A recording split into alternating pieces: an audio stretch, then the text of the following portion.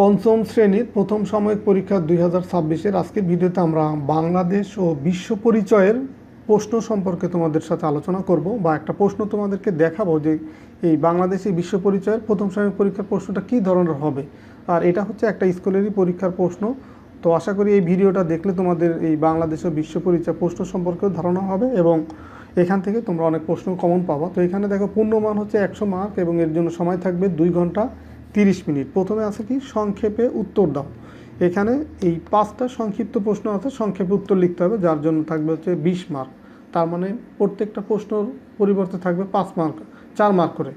যেমন আবহাওয়া ও জলবায়ুর মধ্যে পার্থক্য লিখো, জলবায়ু পরিবর্তনের জন্য মানবসৃষ্ট 3টি কারণ লেখো, অটিস্টিক শিশুর 3টি বৈশিষ্ট্য লেখো, বিদ্যালয়ে মিলেমিশে কাজ করার 3টি সুবিধা লেখো, আবহাওয়া কাকে বলে।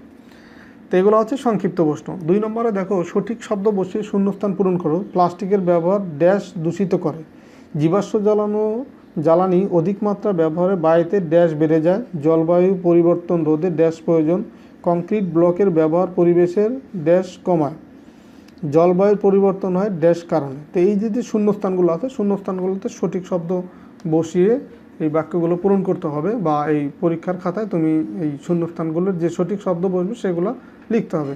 3 নম্বরে দেখো সত্য হলে তার পাশে স, মিথ্যা হলে তার পাশে মি লেখো। যে এখানে 5টা বাক্য আছে, কোন বাক্যগুলো সত্য আর কোনটা মিথ্যা সেটা বুঝে তোমাকে সত্য হলে তার ডান পাশে স লিখতে হবে। যেমন জলবায়ু পরিবর্তন হলে দুর্যোগের আশঙ্কা কমে যায়, এটা সত্য না মিথ্যা? সত্য হলে স লিখবা, মিথ্যা হলে মি লিখবা। অধিক বন উজাড়ের কারণে পৃথিবীর তাপমাত্রা কমে যায়, তো এটা হচ্ছে মিথ্যা, তাপমাত্রা বেড়ে যায়। তাপমাত্রা বৃদ্ধির জন্য জলবায়ুর পরিবর্তন ঘটে। ডিজেল এক ধরনের জীবাশ্ম জ্বালানি, শারীরিক সমস্যাগ্রস্ত শিশুরা ধীর গতিতে কথা বলে। তো এই 5টা বাক্যের ভিতরে কোনটা সত্য মিথ্যা সেটা বুঝে তোমাকে লিখতে হবে। 4 নম্বরে দেখো যে বাম পাশের সাথে ডান পাশের মিল করা। তো এই বাম পাশে আছে 4টা বাক্যের অংশ আর ডান পাশে আছে তোমার 6টা বাক্যের অংশ। তো এখন এই বাম পাশের সাথে ডান পাশের কোনটা মিলবে সেটা বুঝে তোমাকে লিখতে হবে। তারপর লেখার পরেও দেখো যে 2টা বেশি থাকবে, যেটা কিন্তু কোনোটাতে লেখা হবে না বা লেখা যাবে না।